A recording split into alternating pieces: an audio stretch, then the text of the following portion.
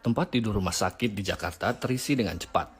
Jakarta adalah salah satu dari 3 kota di Indonesia yang mengalami lonjakan kasus baru COVID-19 sejak Hari Raya Idul Fitri pada pertengahan Mei. Penyebaran varian Delta kemungkinan menjadi penyebabnya, kata Kementerian Kesehatan RI. Beberapa daerah seperti Kudus, kemudian DKI Jakarta, dan juga di Bangkalan memang sudah terkonfirmasi varian Deltanya atau B1617.2 atau juga varian dari India mendominasi. Kasus COVID-19 di Indonesia hampir menyentuh angka 2 juta kasus. Untuk memperlambat penyebaran, Presiden Joko Widodo meminta otoritas kesehatan mempercepat vaksinasi hingga 1 juta dosis per hari pada Juli mendatang. Tetapi progresnya berjalan lambat. Target sebelumnya dari 40 juta warga yang divaksinasi pada bulan Juli kemungkinan tidak akan tercapai. Menurut data Satgas Penanganan COVID-19, hingga pertengahan Juni, kurang dari 12 juta orang di Indonesia telah divaksinasi lengkap. Vaksinasi bagi kelompok lanjut usia menjadi salah satu tantangannya. Dari 21,5 juta lansia yang menjadi target vaksinasi, baru tercapai 3,8 juta atau 18%. Memang beberapa kendala yang kita hadapi, yang pertama adalah belum semua lansia mau divaksin karena ternyata tidak mudah mengajak lansia untuk divaksin ya, karena mereka mungkin membaca bahwa ada efek samping. Pada bulan Juni, pemerintah memulai program vaksinasi kepada warga usia 18 tahun ke atas. Targetnya 7,5 juta orang di Jakarta divaksinasi pada akhir Agustus yang menurut pemerintah cukup untuk mencapai kekebalan kelompok di Jakarta.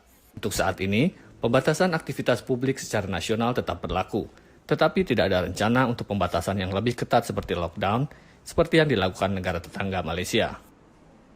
PPKM Mikro adalah kebijakan yang dibuat untuk dapat mengendalikan kasus COVID-19 di hulu atau akar masalah, yaitu komunitas secara lebih tepat sasaran. Tetapi apakah langkah-langkah ini cukup? Seperti dilansir Reuters, 2 penelitian terbaru di Indonesia mengungkapkan bahwa COVID-19 jauh lebih luas dari perkiraan resmi. Satu studi skala besar yang dilakukan antara Desember 2020 dan Januari 2021 yang melihat seroprevalensi atau keberadaan antibodi menunjukkan bahwa 15% orang Indonesia sudah memiliki COVID-19. Bandingkan dengan angka yang dikeluarkan pemerintah pada Januari yang mencapai 0,4%. Kurangnya pengujian yang membuat kasus tidak terdeteksi mungkin menjadi penyebabnya, menurut seorang ahli epidemiologi. Jadi kalau testingnya rendah ya rendah hasilnya. Jadi itu tidak comparable. Tidak bisa dipakai untuk membandingkan atau mengkontraskan, ya kan? Tapi itu juga bisa mengindikasikan bahwa testing kita memang belum mampu cukup banyak mengidentifikasi sebagian besar penularan. Pihak berwenang memperkirakan kasus akan memuncak pada akhir Juni.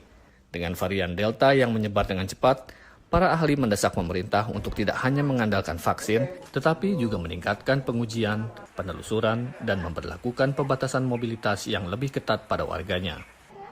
Dari Jakarta, Ahadian Utama, Gita Permatasari, VOA.